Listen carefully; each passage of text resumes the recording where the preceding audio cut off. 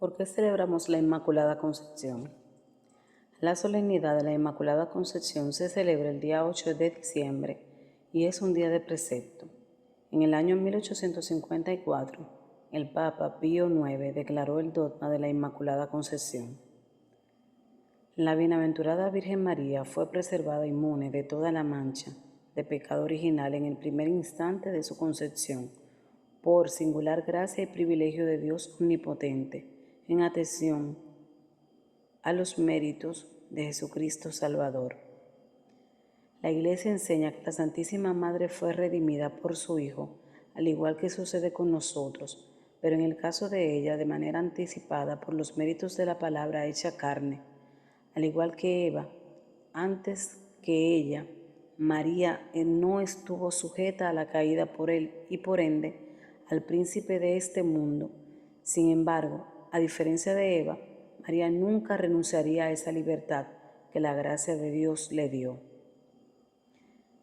La diferencia entre la Inmaculada Concepción y el nacimiento virginal se refiere a que Nuestra Señora fue preservada de la culpa del pecado original desde el momento de su concepción. El nacimiento virginal hace alusión a que Jesús fue concebido y nació no de la carne sino del Espíritu Santo. ¿Cómo sabemos que María fue concebida inmaculada? Nos lo enseña la Iglesia. En el Catecismo de la Iglesia Católica se afirma: para ser la Madre del Salvador, María fue dotada por Dios con dones a la medida de una misión tan importante. El ángel Gabriel, en el momento de la Anunciación, la saluda como llena de gracia. En efecto, para poder dar el asentimiento libre de su fe al anuncio de su vocación, era preciso que ella estuviese totalmente conducida por la gracia de Dios. A lo largo de los siglos, la Iglesia ha tomado conciencia de que María, llena de gracia, por Dios había sido redimida desde su concepción. Es lo que confiesa el dogma de la Inmaculada Concepción.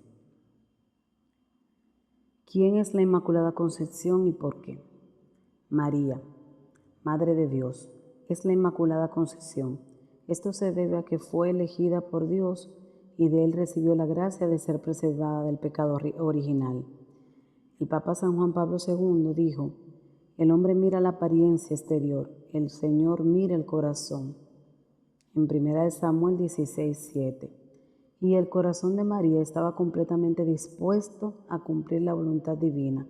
Es por eso que la Santísima Virgen es el modelo de la anticipación y la esperanza. En su corazón no hay sombra de egoísmo. Ella no desea otra cosa para ella que la gloria de Dios y la salvación del hombre.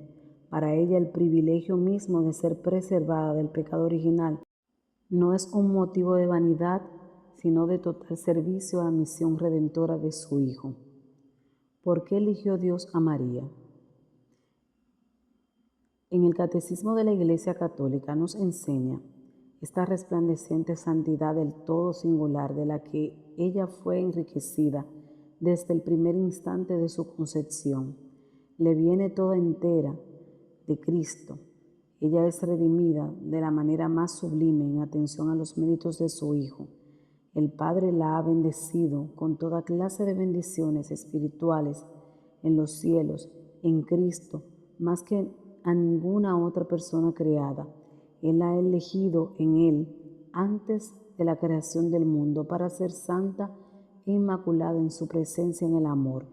Los padres de la tradición oriental llaman a la Madre de Dios la Toda Santa.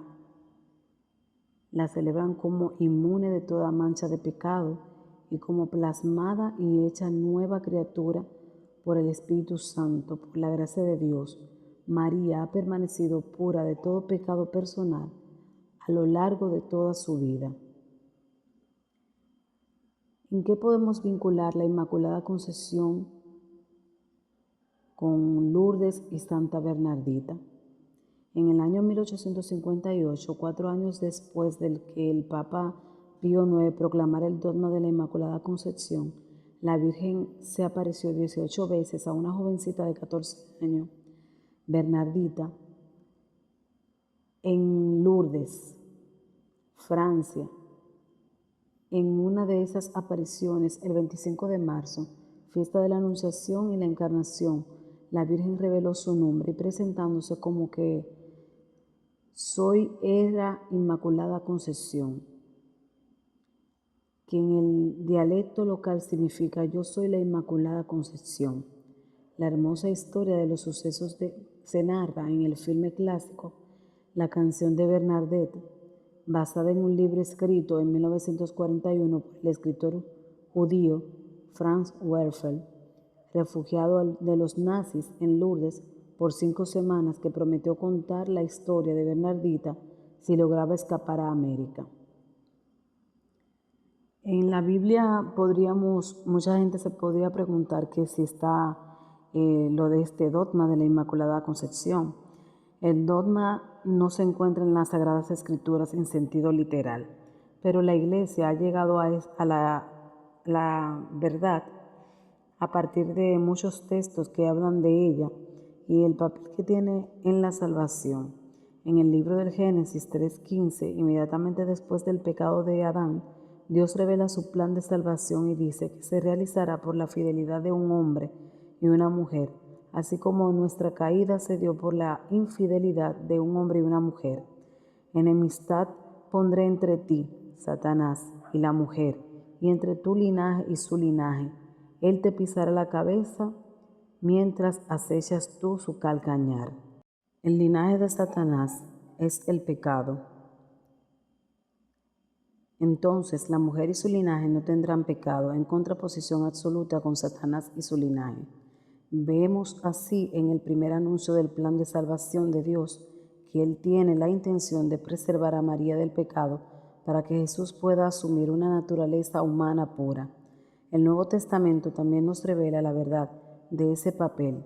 En el Evangelio de Juan, el apóstol relata 2 ocasiones importantes, cuando el Señor llama a su madre mujer, relacionándola con la mujer del pasaje del Génesis 3:15.